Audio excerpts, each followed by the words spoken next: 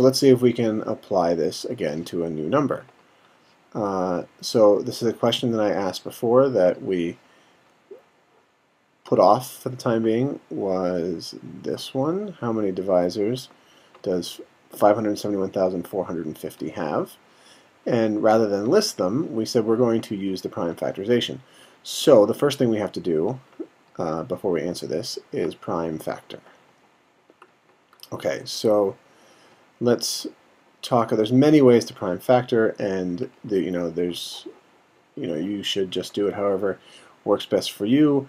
But I want to talk through it just so we can talk about how you can use properties of numbers. So anyway, we could start small. We could say, does 2 go in? Well, yes, it does. We could divide by 2.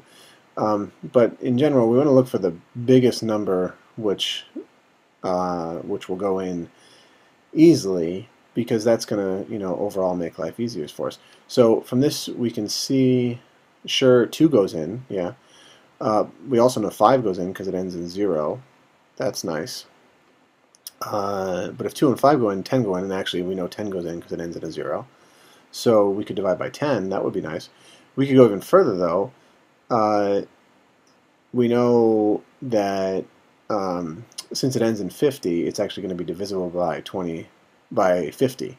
So, well, by 25, but it's also going to be divisible by 50 since it's also divisible by 2. So 50 is pretty easy to divide by, and 50 is a relatively big number. We could go even bigger, but let's just start with 50. So I'm going to make a little factor tree. I like trees. I sound like Bob Ross. Anyway, I'm going to make a little factor tree. So we have 50. 50 goes in here. Let's see. 5, 7, 1, 4, 5, 0 divided by 50. Get rid of the zeros. 5 goes in there. 1 goes in there 1 times. Subtract 2. That's 4. 1 left over. 14 goes in 2 times. 45 goes in 9 times, and that's it. So it's 1, 1, 4, 2, 9. Okay, and we will get rid of this. Okay, so now we need to factor each of these. 50 factors into 25 times 2, which is just 5 squared. Okay, and then 11429. So let's see if we can factor this. Is it divisible by 3? So we've got 1 plus 1 is 2, plus 4 is 6, plus 2 is 8, and 9 is not divisible by 3. So let's see here. Is it divisible by 9? Well, obviously not divisible by 3. What about 7? 7 goes into 11. We're going to have 4 left over, 44. That's 6. 2 left over, 22 is 3. 1 left over, 19. Nope, that doesn't go in. Okay, how about 11? Does 11 go in? Let's see. So there's actually a nice trick for 11. If you alternate the sum, or alternately add and subtract. So if I go 1 minus 1 plus, sorry, let's try again. 1 minus 1 plus 4 minus 2 plus 9 is 0 plus 4 minus 2 is 2 plus 9 is 11. 11 is divisible by 11, so this is divisible by 11. So let's do that. So we've got 11429 divided by 11 is 1, and then 0, 3, 33, 99, 1039. Okay, so then we've got 11 and 1039, and we can get rid of that. Okay, that's an 11. Does that look like an 11? Oh, that made it so much clearer, didn't it? Okay, 1, 1. Okay, 11. Now, 5 is prime, 2 is prime, 11 is prime. What about 1039? Well, not divisible by 2, not divisible by 3. Let's check actually here. We want to try and prime factor this, so we need to figure out all the possible numbers we need to try. The square root of 1039, it's close to 1024, and 1024 is 32 squared. You know that because it's a power of 2, right? So this is approximately 32. So we need to try all the numbers up to 32. So 1 is out, 2 is out. Well, no, 1 is not out. It's just not prime. 2 is, it's not even. 3 doesn't work. 4 obviously, or skipping, only doing the primes. 5 doesn't work. 7, does 7 go in? 7 goes into 10, 3, remainder 3, so that's 4, 28, there's 5, 59, nope, that doesn't go in. Anyway, we can keep trying. If we were going to factor this, thoroughly, we would have to try all the primes up to 32. I will tell you, though, that none of them work because 1039 is a prime. So we have our prime factors. We have, it's standard to write them in order, although it doesn't matter. So it's 2 times 5 squared times 11 times 1039. Okay, so now, how do we find the number of divisors? From that, we take the exponents. So the exponents here are 1, 2, 1, and 1. And now we have to add 1 to each of those. Why do we have to add 1? Well, because 2 can be 0. We can have 0 2s or we can have 1 2. We can have 0, 1, or 2 5s. We can have 0 or 1 11s. And we can have 0 or 1 1039s.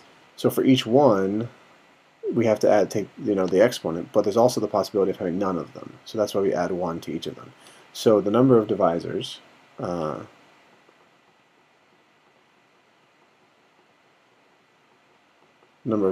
is equal to 1 plus 1, 2 plus 1, times 1 plus 1, times 1 plus 1, and that's 2 times 3 times 2 times 2, which is 24. So we have 24 divisors, and let's just check that quickly. Bring this in here. We can say divisors of 571,450. We'll type that, and we see here they all are. Wolfram Alpha lists them for us, but in particular it tells us that there are 24 of them. Awesome. Okay, so this brings us, I suppose, it's nice to have a general formula for this. And to have a general formula, the first thing we have to do is we have to talk about the prime factorization. Now, this is prime factorization is actually a really important concept in number theory, and because of that, it actually has a name, and the name for the idea of prime factorization is called the fundamental theorem of arithmetic. There's a bunch of fundamental theorems. Fundamental theorem of counting, fundamental theorem of algebra, fundamental theorem of calculus. All of them are pretty important in their fields, as you can imagine. That's why they call them fundamental. But in particular, the fundamental theorem of arithmetic is that every integer can be factored uniquely into a product of primes. And actually, let's just say positive integer. Every positive integer can be factored uniquely into a product of primes. All right. Now, the unique is actually the really important part of it.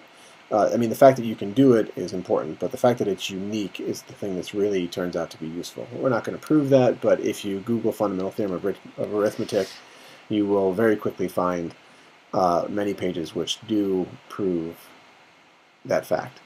Okay.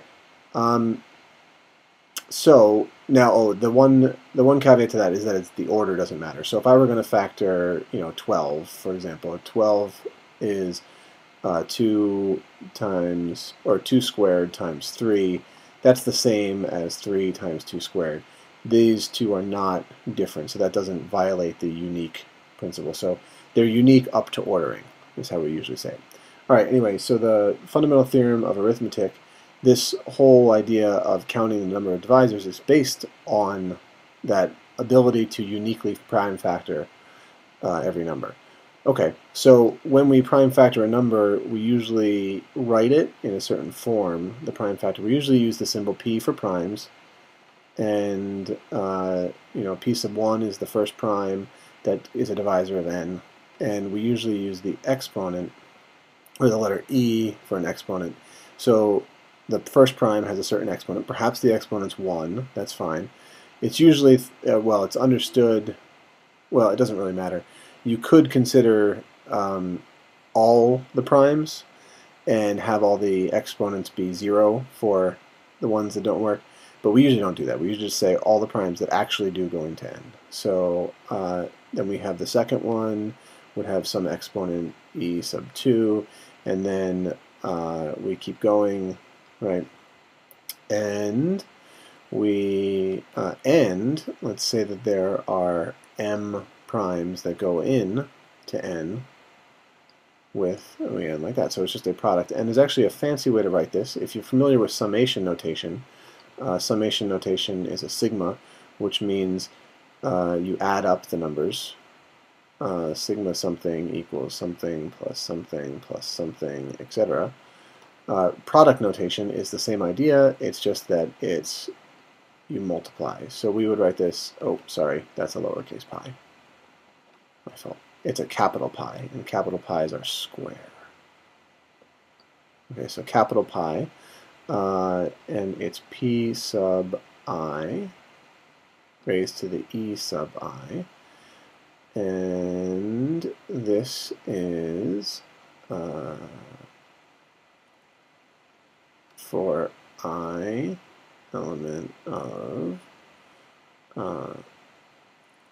the primes which divide n, right? Anyway, so that's a nice way to write that. Prime factorization. In order to find the number of divisors, we take the first exponent, we add 1, we multiply by the second exponent plus 1, times the third exponent plus 1, times etc., etc., etc., the last exponent times 1. So in general, we can find the number of divisors by doing that. All right? I think that's a good place to stop.